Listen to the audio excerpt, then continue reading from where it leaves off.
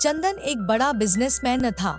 उसका एक बहुत खूबसूरत पत्नी थी जिसका नाम सुनैना थी। सुनैना तीसरी बार माँ बनने वाली थी।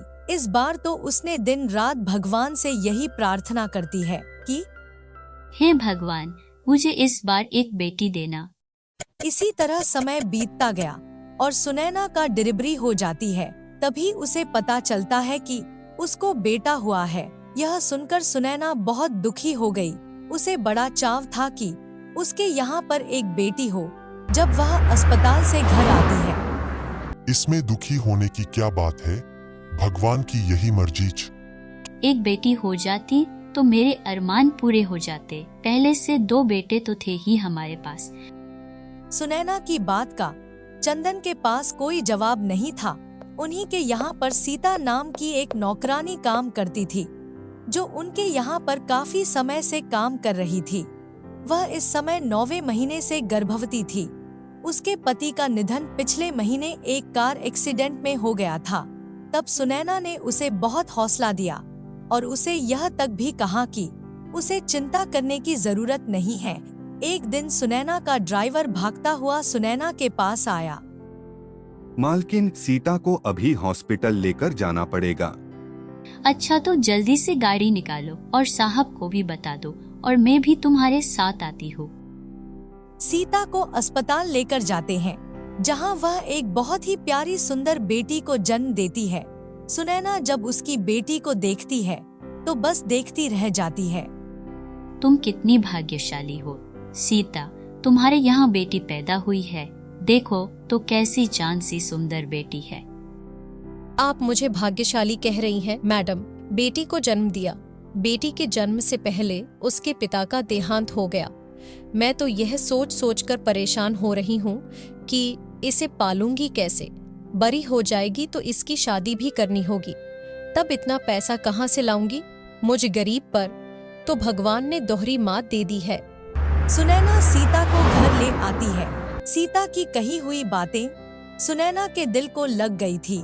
वह एक दिन चंदन से कहती है, एक मैं हूँ जिसे बेटी चाहिए थी और भगवान ने नहीं दी, और एक सीता है जिसको बेटी मिली है पर वह खुश नहीं है। आप उससे बात करो। अगर वह हमें अपनी बेटी गोद दे दे, फिर उसकी भी टेंशन खत्म हो जाएगी कि वह अपनी बेटी को कैसे बड़ा करेगी और कैसे उसकी शादी करेगी। तुम भी कमाल करती हो। भला वह अपना बच्चा तुम्हें क्यों देगी? उसके पति की वह आखिरी निशानी है। वह हमारे यहाँ रहती है। हम उसे किसी चीज की कमी नहीं होने देंगे। उन दोनों के बीच की बात को वहाँ की एक और नौकरानी सुन लेती है। वह सीता के पास जाती है और कहती है, तू बड़ी किस्मत वाली है सीता। तुम्हें पता है मैडम कह रही थी कि तुम्हारी बेटी को गोद ले लेते हैं। मेरी बात मान तो अपनी बेटी उनकी गोद में दे दे। सच कह रही हूँ कि बड़े नाजुक में पलेगी और तू अपनी बेटी को रोज देख भी सकेगी। अभी तेरी उम्र ही क्या है। मैं तो कहती हूँ कि मालकिन को अपनी बेटी गोद दे दे और दूसरी शादी करके अपना घर बसा ले। ये तू क्या कह रही है? मैंने तो बस दुखी होकर वह बात मैडम से कह दी थी। तो इसमें बुराई क्या है? तू खुद ही सोच। तेरी आंखों के सामने इतने बड़े राजमहल में तेरी बेटी हंसते खेलते बड़ी हो जाएगी। छोटी छोटी चीजों के लिए उसे तरसना नहीं पड़ेगा। और इतने अमीर घर की बेटी की शादी भी तो सोच, कितने अमीर घर में होगी। नौकरानी की बात सुनकर सीता सोच में पड़ जाती है। फिर कुछ दिन बाद सुनैना सीता से बच्चे को गोद लेने की बात करती है। तब सीता कहती है, मेम साहब, यह तो आपका कर्म है मुझ पर, जो आपने मुँह गरीब के बारे में इतना सोचा। सीता, मुझे गलत मत समझना। मैं सच कह रही हूँ। मुझे बड़ा इच्छा था कि मेरे यहाँ बेटी हो, लेकिन मेरे यहाँ तीसरा भी बेटा हुआ। मैं तुमसे तुम्हारी बेटी को मांग रही हूँ। तुम खुद ही सोचो, इतने बड़े घर में पलेगी। 3 भाई उसका सरमाया बनेंगे। फिर ऊंचे खानदान में उसकी शादी होगी और तेरी आंखों के सामने ही वह रहेगी। सुनैना की एक एक बात सीता को सच लग रही थी। वह आखिर में इस बात के लिए राजी हो जाती है और अपनी चांद सी बेटी सुनैना को गोद दे देती है, जिसका नाम बड़े प्यार से राधा रखा जाता है। सुनैना जैसे ही उसे गोद लेती है, उसका अलग से कमरा तैयार करवाती है। उसके लिए सुंदर सुंदर ढेर सारे कपड़े और खिलौने लेकर आती है और उसके लिए चांदी का पालना लेकर आती है। सीता जब अपनी बेटी का कमरा देखती है और उसके ठाट बाट देखती है तो खुश हो जाती है। समय थोड़ा और आगे निकल जाता है और राधा 5 साल की हो जाती है। तब उसके स्कूल के एडमिशन के लिए चंदन एक बहुत अच्छे स्कूल को चुनता है। तुम्हें पता है सीता, तुम्हारी बेटी के लिए मालिक ने अपने शहर का सबसे बड़ा स्कूल चुना है। तुम्हें पता है वहाँ पर जो बच्चे पढ़ते हैं वह अपनी जिंदगी में भी बहुत कामयाब होते हैं। सचमुच में भगवान का बड़ा कर्म है मुझ पर, जो मुझे इतने अच्छे मालकिन और मालिक दिए हैं। राधा का एडमिशन हो जाता है। अब रोजाना सीता उन चारों बच्चों को स्कूल जाते हुए और आते हुए देखती है और सारे काम वह खुद संभालती है। जब वह अपनी बेटी का कमरा ठीक करती तो हमेशा भगवान को धन्यवाद देती कि उसकी बेटी इतने अमीर घर में है। राधा बहुत ही प्यारी बच्ची है। उसकी मुस्कुराहट इतनी प्यारी है कि सुनैना और चंदन जब भी उसे देखते उनकी सारी टेंशन दूर हो जाती है। एक दिन सीता रसोई में खाना बना रही थी कि तभी राधा सुनैना के पास जाकर बोलती है, मम्मी मम्मी मुझे भी ये साइकिल चाहिए जो टीवी में दिखाई दे रहा है। अच्छा, तो हमारी प्यारी बिटिया को ये साइकिल चाहिए। ठीक है, आने दो तुम्हारे पापा को, मैं उनसे बात करती हूँ। तब भागते हुए राधा रसोई में जाती है और सीता से खाने के लिए कहती है। क्या चाहिए मेरी प्यारी बिटिया को? मुझे पकौड़े खाने हैं, बहुत टेस्टी टेस्टी वाले पकौड़े। ठीक है मेरी प्यारी बिटिया, तुम वहाँ जाकर बैठो, मैं अभी तुम्हारे लिए पकौड़े बनाकर ला। कई दिन बीत जाते हैं पर राधा के दिमाग से वह साइकिल नहीं निकलता है। वह अपनी मम्मी को हर वक्त उस साइकिल की याद दिलाती रहती है। फिर एक दिन वह साइकिल दोबारा से जब टीवी पर दिखाई देता है तो राधा रोने लगती है। मैं कुछ नहीं जानती, अभी के अभी ऑफिस से वापस आओ। तुम्हें पता है मेरी बेटी कितना रो रही है। मैंने कहा था तुमसे कि उसे साइकिल चाहिए, पर तुम हो कि सुनते ही नहीं हो। ठीक है, परसों उसका जन्मदिन है, यह उसके जन्मदिन का तोहफा हो जाएगा। मैं परसों उसकी पसंद का साइकिल दिला दूंगा। सीता उनकी बातें सुनकर सोचने लगती है, हे प्रभु, मैंने कौन से अच्छे कर्म किए थे जो मेरी बेटी की किस्मत इतनी अच्छी निकली। राधा का छठा जन्मदिन था। बहुत सारे लोग जन्मदिन पर आए हुए थे। सीता के तीनों भाई भी बहुत खुश थे। तभी चंदन वहाँ पर एक सुंदर साइकिल को लेकर आता है, जिसे देखकर राधा बड़ी खुश हो जाती है और सीता तो हैरानी से साइकिल को और राधा को देख रही थी। राजकुमारी की जिंदगी है मेरी बेटी की। अच्छा हुआ मैंने मालकिन और मालिक को अपनी बेटी गोद दे दी। मालकिन के तीनों बेटे तो अपनी पलकों पर रखते हैं उसे।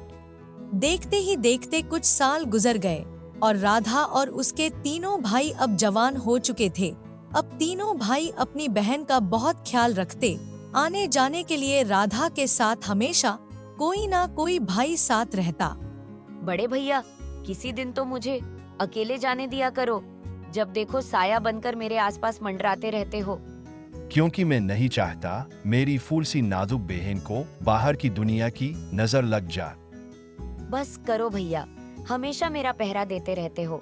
किसी दिन तो मुझे भी खुली हवा में सांस लेने दो। तभी वहाँ पर मंजला भाई आ जाता है।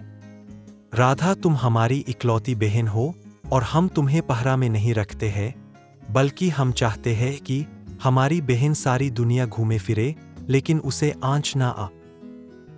राधा जब उन लोगों की बातें सुनती है तो बहुत खुश होती है। कुछ दिन बाद बड़े भैया का जन्मदिन था। जन्मदिन में राधा इतनी महंगी ड्रेस पहनती है कि सीता हैरानी से उसे देख रही थी। आज मेरी बेटी कितनी सुंदर दिखाई दे रही है। कहाँ दे पाती मैं इसको इतना ऐशो आराम और इतने महंगे कपड़े। ऐसे क्या देख रही हो सीता? तुम्हें क्या यकीन नहीं हो रहा कि तुम्हारी बेटी राजमहल में पल रही है? मैं तो बहुत खुश हूँ। बस एक बार राधा के मुंह से माँ सुन लो।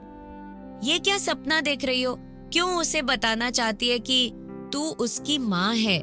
जिस दिन उसे यह पता चला तो सच कहती हूँ वह अंदर से टूट जाएगी। मत बताना उसे कभी भी।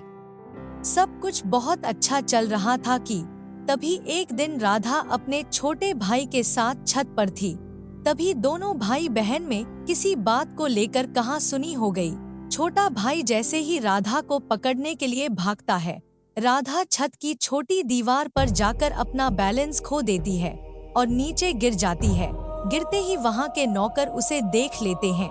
उसके सर से खून निकल रहा था। जल्दी जल्दी सब लोग उसे अस्पताल लेकर जाते हैं। आखिर तुम्हें उसे दौड़ाने की जरूरत क्या थी? अगर राधा को कुछ हो गया तो मैं तुम्हें जिंदा नहीं छोड़ूंगा। मेरी बेटी को बचा लो, मेरी बेटी को कुछ नहीं होना चाहिए। सीता भी वहीं पर खड़ी हुई, रोई जा रही थी। तभी डॉक्टर ने कहा, काफी खून बह गया है, हमें ओ पॉजिटिव ब्लड चाहिए। आप में से जिसका भी है वह जल्दी से दे दीजिए। सभी लोग एक दूसरे का चेहरा देखने लगे। घर में किसी का भी ब्लड ग्रुप ओ पॉजिटिव नहीं था। तब सीता आगे आती है और कहती है, डॉक्टर साहब, मेरा सारा खून ले लीजिए, लेकिन मेरी बच्ची को बचा लीजिए। सीता के ऐसे बोलते ही तीनों भाई चौंक कर सीता की तरफ देखते हैं। हाँ डॉक्टर साहब, सीता का ब्लड ग्रुप उससे मिलता होगा, आखिर वो माँ है उसकी। डॉक्टर सीता को ले जाता है और तीनों भाई जब चंदन और सुनैना से पूछते हैं तो वह राधा की सच्चाई बता देते हैं। फिर कुछ दिनों बाद राधा ठीक होकर घर आ जाती है और जब उसे पता चलता है कि सीता ने उसे अपना खून दिया है तो वह सुनैना पर बहुत गुस्सा हो जाती है।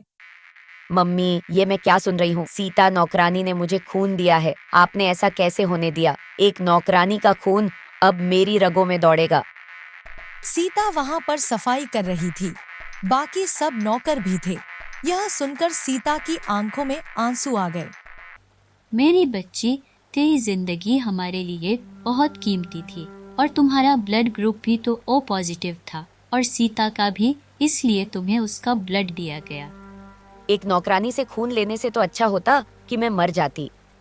भगवान ना करे मेरी बच्ची, तुम्हें मेरी उम्र भी लग जाए। तुम्हारी हिम्मत कैसे हुई मुझे अपनी बच्ची बोलने की? शक्ल देखी है तुमने अपनी? पता नहीं कहाँ से उठकर आ गई हो। राधा सीता की बहुत बेइज्जती करती है। कुछ देर तक तो सुनैना चुपचाप बैठी रहती है, फिर खड़ी हो जाती है और राधा को एक थप्पड़ मार देती है। चुप करो, इस दिन के लिए तुम्हें पाल पोस कर बड़ा नहीं किया था मैंने। तुम सीता का एहसान मानने से नहीं रही, उल्टा उसे सुना रही हो। मत भूलो, अगर सीता ना होती तो तुम भी इस दुनिया में ना होती।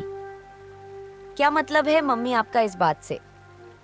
यह कि तुम हमारी सगी बहन नहीं हो, तुम्हारी माँ सीता है। यह सुनकर राधा चुप हो जाती है। वह कभी सुनैना की तरफ तो कभी सीता की तरफ देख रही थी। तब चंदन उठता है और राधा को प्यार से समझाता है और उसे सारी हकीकत बता देता है, जिसे सुनने के बाद राधा को बड़ी शर्मिंदगी होती है और वो सीता से कहती है, मुझे माफ कर दो माँ। नहीं मेरी बच्ची, माफी मत मांग। तूने मेम साहब और साहब का बहुत दिल दुखाया है, माफी उनसे मांग। फिर राधा सुनैना और चंदन से माफी मांगती है। तब सुनैना, चंदन और तीनों भाइयों से गले लगा लेते हैं। तब राधा हाथ के इशारे से सीता को भी अपने पास बुलाती है और उसे भी गले लगा लेती है। इस तरह सारी हकीकत जानने के बाद भी सारे भाई राधा से बहुत प्यार करते हैं।